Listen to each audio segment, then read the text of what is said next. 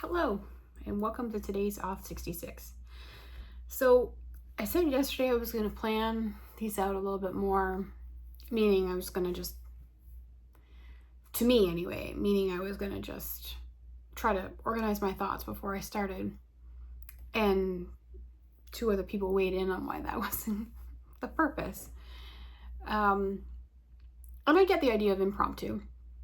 I think for me, when I got that feedback, I kind of embraced it because I don't actually like going on too far to one side, which is what my ADHD brain can do.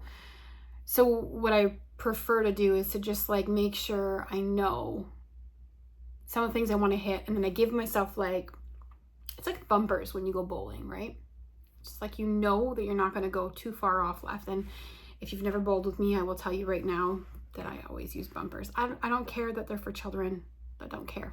It helps me learn geometry or something, whatever bullshit answer makes it make sense. I just don't like getting gutter balls. But I thought I'd actually reveal what I mean by planning, because I don't think it's quite, what people might be thinking, because it still is very impromptu for me. But so today, I know what I want to talk about, but this is the extent of the planning, right? It's just like this ability to say, okay, these are the bullet points of things that I know I want to say. And I mean, shout out to Jason and to Eric for trying to, push me to do something in the, I guess, original intent of what this challenge was for. But there's always an adaptation to work for the person, right? So I'm still going to sit here and, talk at the screen. That it's not a script. It's not, planned out into the nth degree. It's just that I want to make sure to do certain things so that I cover what I would want to say. And I'm going to give Jason another shout out, because he did something wonderful today in, the MSP Geek. I think it was MSP Geek Con, or one of the channels in MSP Geek anyway, was letting people know that there was somebody that we had at the conference that was doing breath work that was available, and making themselves available for all the people that are working through this CrowdStrike issue. Because the reality about working in IT is that it's actually quite stressful. And one of the more intangible things that I've done and I say intangible because it's soft and fuzzy, and usually that's not like a KPI you can measure in the same way, but that I do in my role as operations is, being able to check in with the team and be able to help the managers do resource allocation so that people are not getting overwhelmed, help them understand what we as owners prioritize, what the clients prioritize. And, that reminder was when you're in an incident, like what's happened recently, it's very easy to get overwhelmed because the only thing you can think about is that this needs to get done. At the expense of everything else, this needs to get done. But much like the analogy of when you're in an airplane, how you need to take care of putting your own mask on before you can help others, working in IT is much the same. You need to make sure that you're taking care of yourself and that you're managing your own resources internally and what you're able to take on. Sometimes that's a mindset shift. We can't always change the level or amount of work in front of us. And sometimes that's how close or how much proximity we have to the work as well. So I thought today I'd talk about just a couple things, they're very, very simple things, but they're important to remember and to remind yourself. So in the vein of what Jason was saying, the first thing I would say that I always tell people is to remember to breathe. It's very easy to feel panicked. Best way to handle that is to take a moment and do some really good deep breathing, get back in touch with your body, make sure that you're not letting yourself have a high heart rate if you can help it. I mean, obviously that's not always things that we can control, but breathing helps with that, right? And then I think there's this it's like we see a pile and we believe we have to get through the pile. Even when there isn't an incident, I've had this conversation with my technicians before. They'll see a pile of tickets and they'll be like, we have to get those done. And of course, you need to get tickets done. That's the nature of what we do. But there is a reality by which the time frame that they need to be done by is considered. And one of the things that we like to track internally is backlog. And the importance of tracking backlog is to understand when we should be hiring, right? So if you come to me and you tell me that, you're stressed out because there's too much work, and I look at the backlog, and we've got 3 or 4 weeks worth of backlog, so 3 or 4 weeks worth of hours of backlog per team member. Whew, I believe you. I totally understand where you're going, and I'm looking at how we can pull in resources and what we can do to spread out the work or maybe prioritize properly, and I'm with you there. But if I look and you have 2 days worth of backlog, my next question is going to be then, okay, so we've got a mindset issue, but also we've got maybe the heavy stuff or stuff that you find heavy is all on you and it's not spread out amongst the team.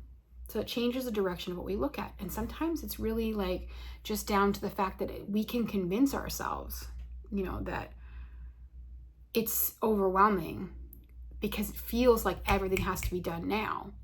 But the reality, and something that Brian likes to say often, is that there's always going to be a backlog. There's always going to be tickets that need to be done. And if there wasn't, then we would be looking at cutting staff. So it's not a bad thing to have tickets. It's not exactly job security, but it is in the sense that, as long as there's work to do, then we'll still need the staff that we have, right? So there's a lot of considerations when you're thinking about it, like what's an acceptable amount of work to have outstanding.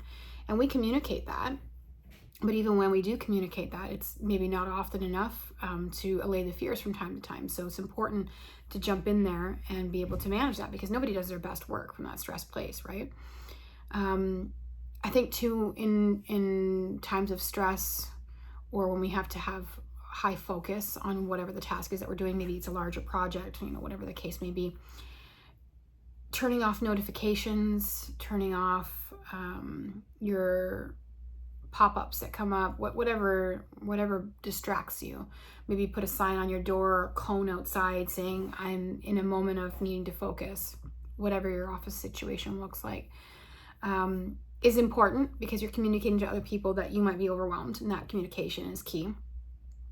Sometimes though, dialing more into the work is not the answer. Sometimes you actually need to walk away and clear your head, taking a walk downstairs to get a coffee, or going for a walk around the block. These are things that we would suggest if it's like a high, turnover situation. We don't have incidents here where we don't have a rotate out on the person who's dealing with it front line, because there's only so long you could be working on a problem before you start to go a little bit batty.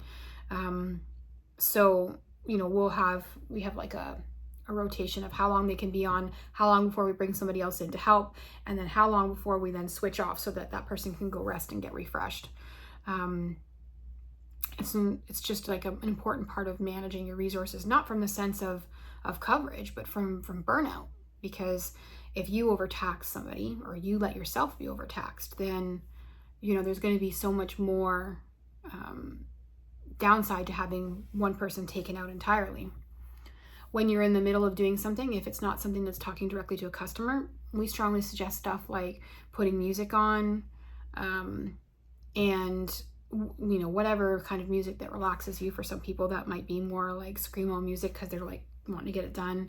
For me personally, I like R&B and hip hop when I'm trying to get work done. Sometimes it's like singer-songwriter stuff, but that just depends on whatever I'm building. But whatever way your brain works, having something that can help you get distracted, but in the right way, where you can turn off the part of your brain that has anxiety going and is thinking about the stress of it, and instead compartmentalizing to just the work. That's also really helpful. The most important thing to remember is that, we are not capable at this point here of cloning ourselves and having another person do the exact same thing next to us. I mean, automation helps with that, but automation doesn't always help in the height of an incident. And it takes a while to build out and test, right? So the human side of what we do, it's really important to remember to just take one thing at a time, prioritize where you can, manage your own mental health, and take breaks when needed. I know they're all simple things, but when we get caught up, it's very easy to forget those things. So consider today your PSA reminder. See you tomorrow.